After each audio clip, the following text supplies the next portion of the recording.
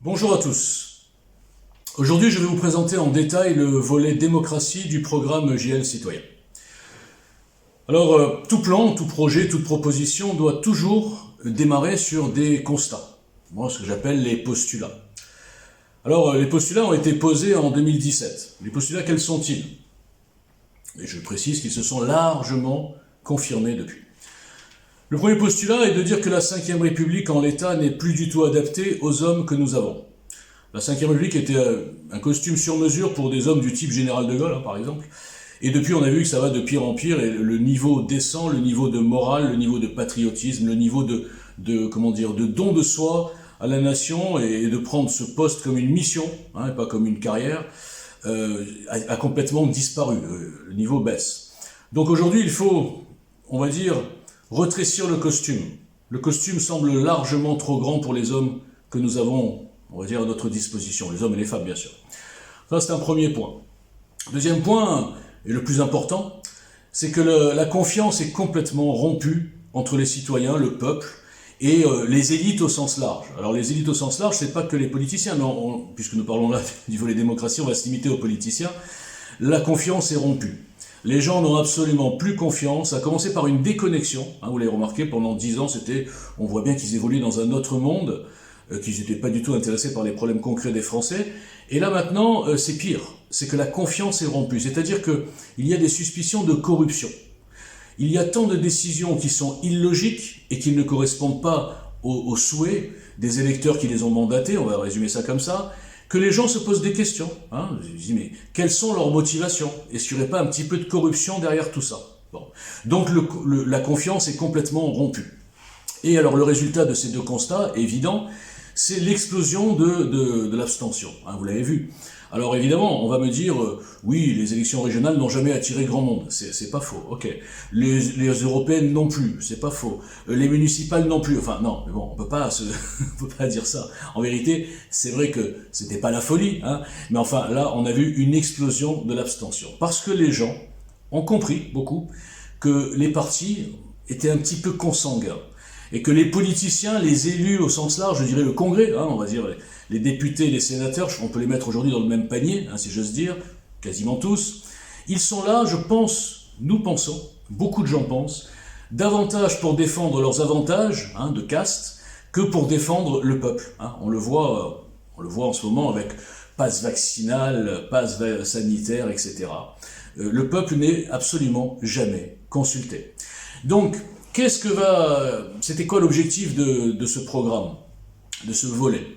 Déjà de restaurer la confiance, on va y venir, et faire passer le message au peuple qu'il aura à l'avenir plus, on va dire, droit à la parole. Voilà, c'est à peu près les deux axes. Alors on va commencer. Alors commençons par le poste en lui-même de président de la République. Actuellement, nous avons des candidats qui se présentent, et en fonction de l'impact dans les médias, on a quelqu'un qui est élu. Par exemple, prenons Emmanuel Macron.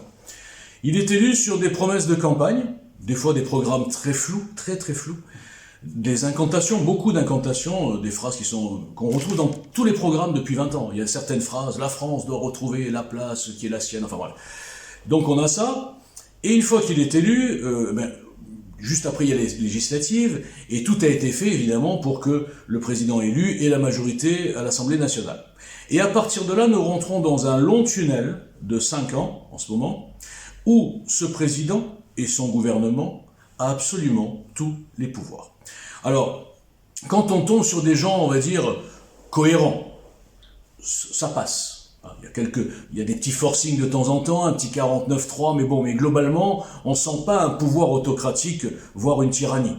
Mais quand la République, la 5e, tombe entre de sales mains, comme actuellement, avec Macron et la caste qui l'a placé, je crois que maintenant, tout le monde a compris qu'il avait été placé.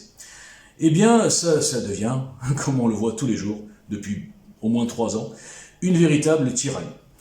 Et le problème, c'est que donc ce président n'est constitutionnellement pas obligé de quoi que ce soit. Il n'est pas engagé.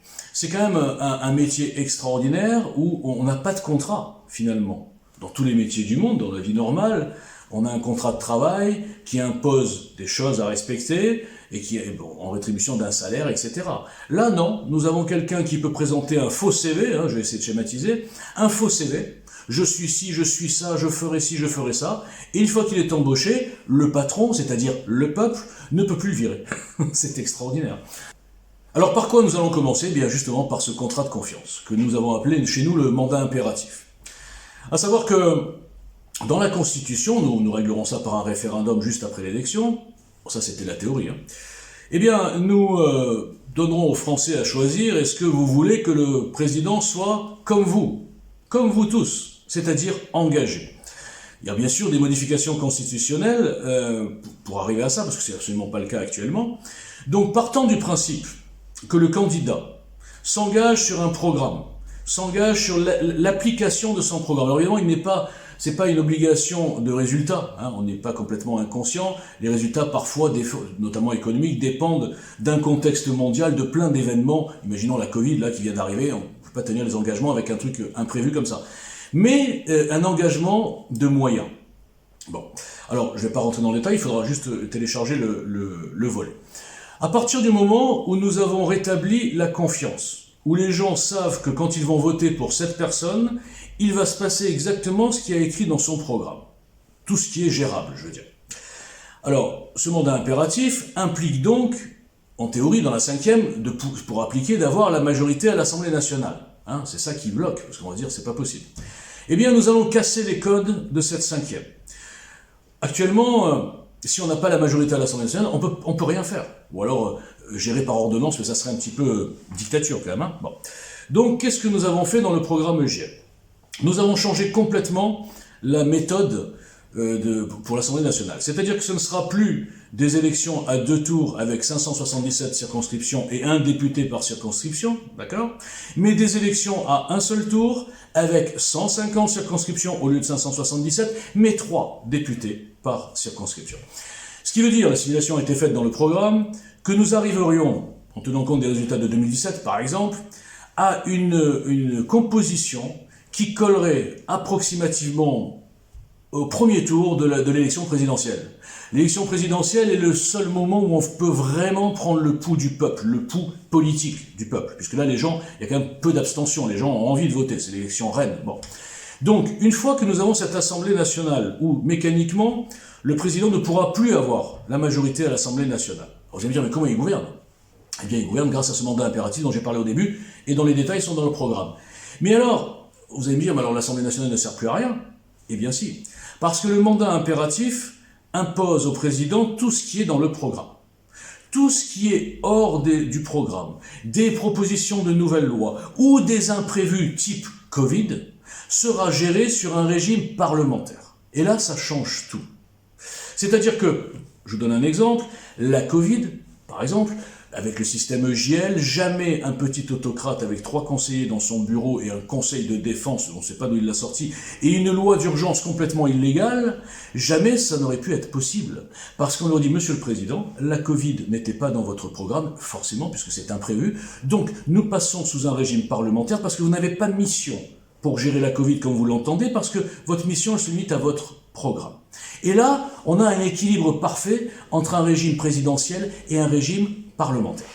Alors dans ce système, vous comprendrez que, par exemple, le Sénat est parfaitement inutile.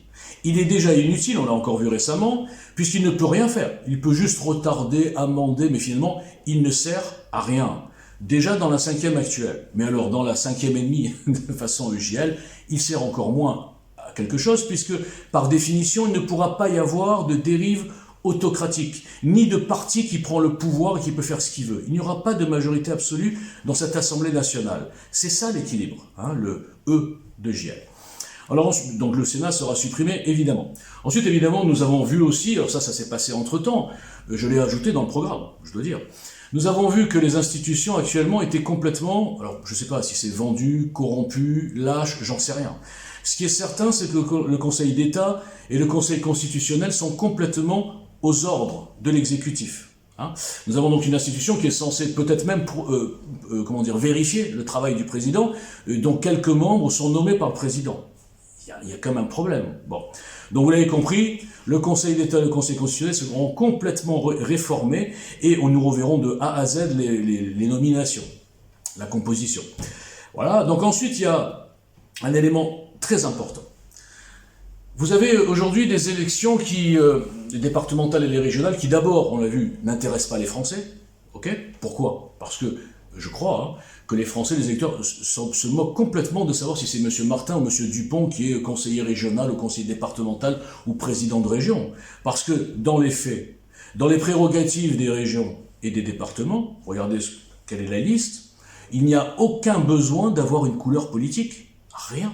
C'est de la gestion de bon sens, qui devrait être cohérente avec la gestion nationale. Donc la couleur politique importe peu en théorie et en pratique.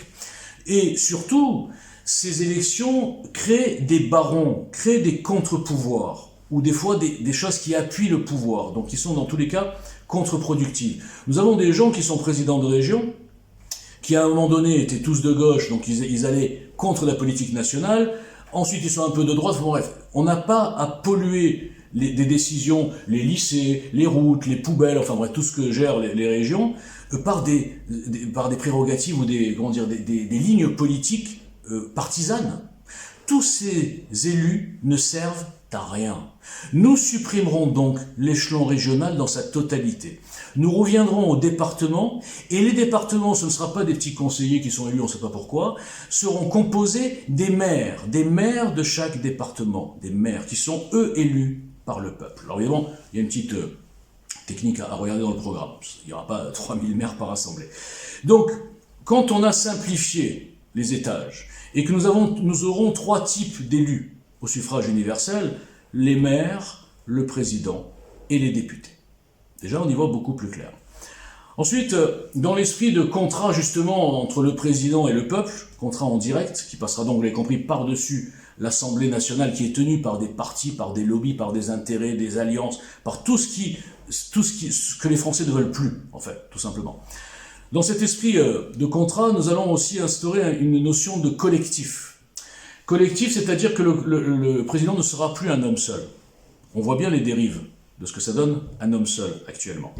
Donc sera créé un poste de vice-président dans le programme, et pas un vice-président symbolique qui est là juste pour remplacer le président s'il décède, hein. Un vice-président actif qui aura des prérogatives lui aussi. Ce sera une bicéphale, on va dire.